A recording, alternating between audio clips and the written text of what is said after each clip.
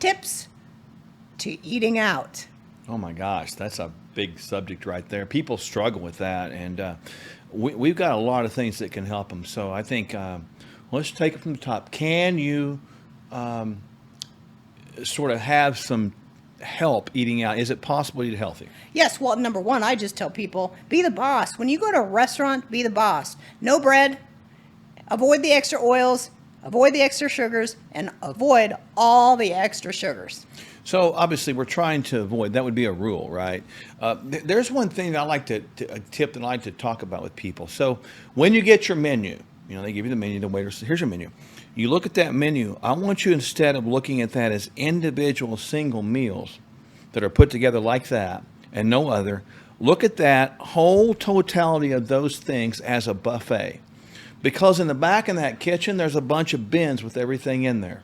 And what they're doing is going scoop, scoop, scoop, or scoop, scoop, flop, however you want to do that. And they're putting that meal together as it says right there on the menu.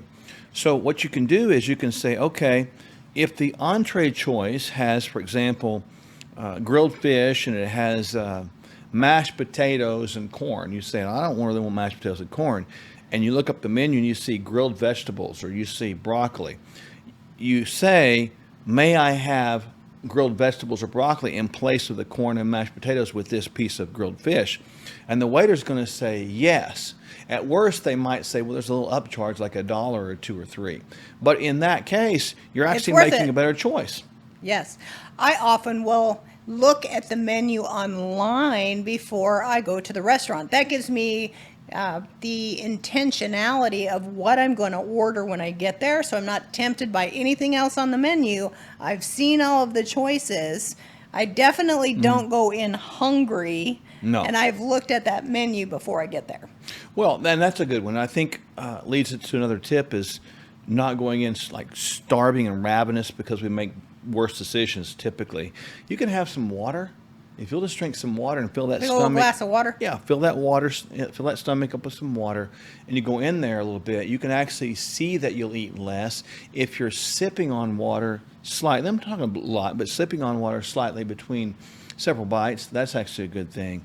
Another thing that I like to do is like to tell people, when you go with a group, you sometimes have this peer pressure because you don't control what they order, but don't let them control what you order.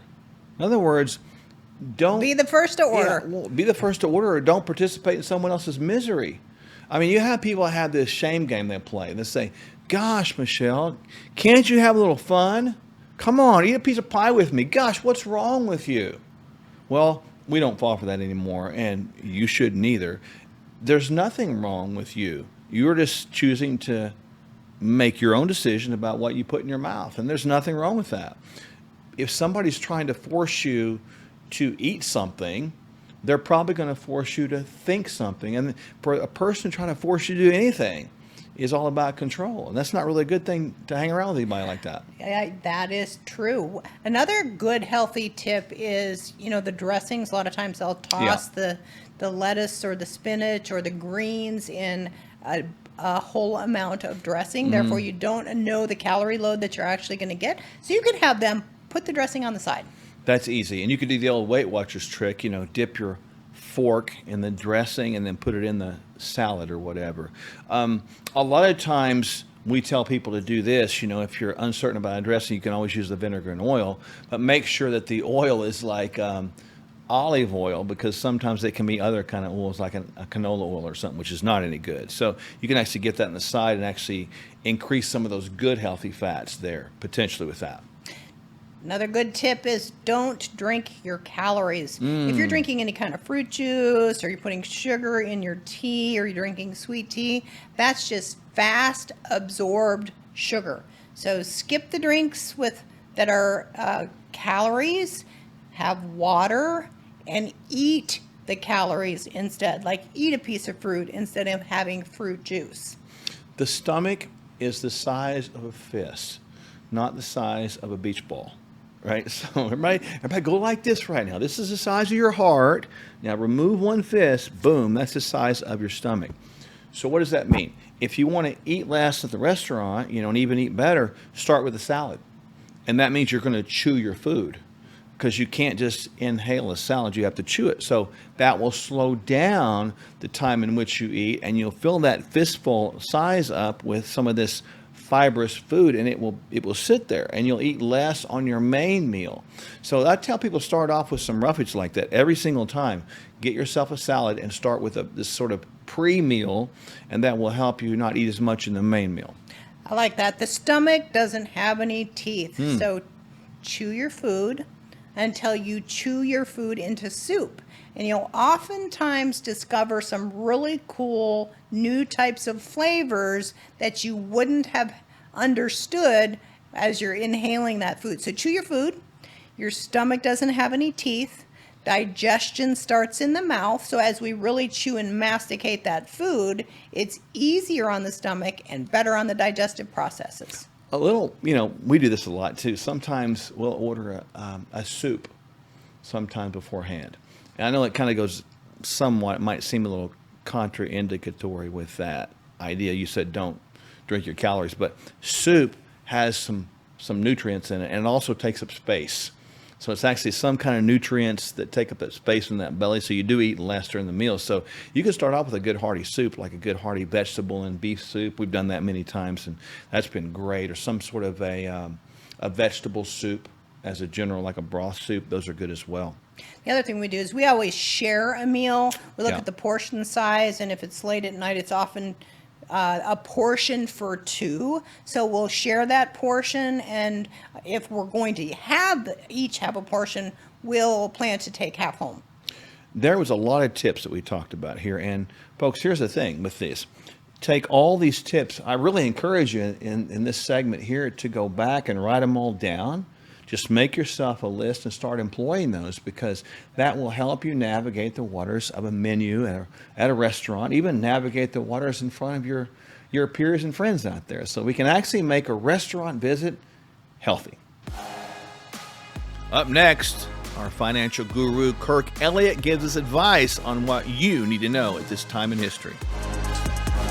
Let's get real. Most emergency food is just as bad for you as any other choice in the standard American diet. And that's just sad. We don't just need food. We need highly nutritional food. We don't just want to survive food shortages. We are meant to thrive in adversity. Complete your daily nutrition and have shelf-stable Kingdom Fuel as a cornerstone of your food supply. Don't sacrifice your health or your taste buds. Stock up on Kingdom Fuel now. Hello, I'm Kevin Sorbo. Now, there's an old saying, it's not what you know, but who you know that matters. Now, that's true in our careers, spiritual life, and when it comes to our health and overall well-being. Today, most of us know a lot of information about health and nutrition, but are we really doing anything with it? So here's what I've learned from working with Doctors Michelle and Mark Sherwood. They're the founders of the Functional Medical Institute. You need a wellness plan that's customized based on your unique needs. Now remember, real change can only happen when you address the whole person.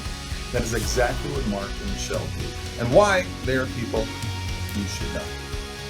They'll help you discover what you need to experience transformation. Find out at Sherwood.tv/Sorbo. That's Sherwood.tv/Sorbo, or just see the link below. Have a great day and God bless. I could use your assistance. Okay, Jesus. Huh? My name is Jesus. Sure. Jesus. Jesus is here today. You looking for a job? Yes, sir. You and Mark have 45 days before the bank forecloses. Not to worry. They do not call me, by God, Byron, for nothing. The collection plate starts to be passed around. Mark reaches into the basket and shouts, "You and your family are the winner from the first church of the lotto." Kind of think of it like a high-stakes bingo night every Sunday. Poopy diaper! Poopy diaper! This video of the diaper is going viral right before our eyes. This is a miracle. What is? Friends of Faith has over 300,000 followers. Oh my dad!